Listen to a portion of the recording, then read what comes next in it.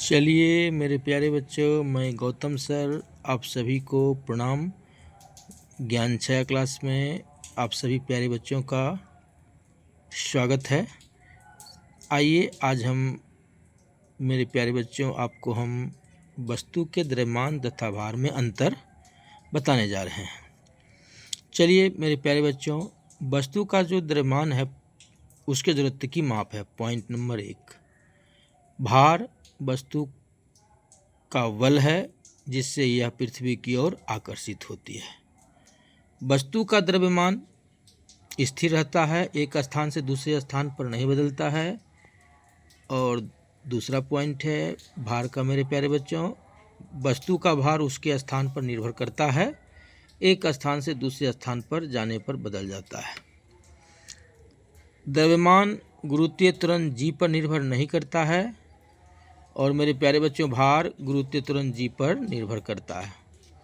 द्रव्यमान मेरे प्यारे बच्चों कभी शून्य नहीं होता और भार कभी कभी शून्य हो सकता है।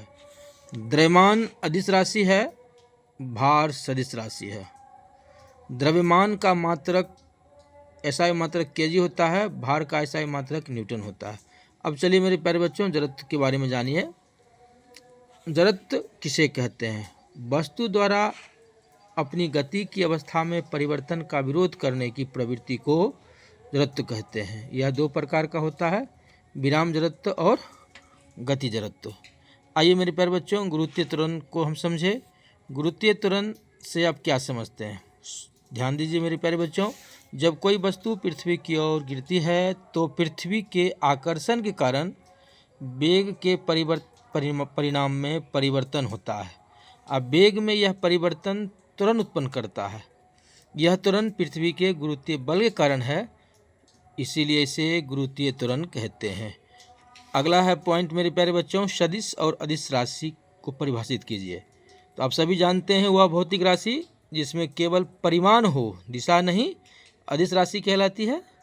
और वह भौतिक राशि जिसमें दिशा और परिमाण दोनों हो, सदिश राशि कहलाती है। Thank you.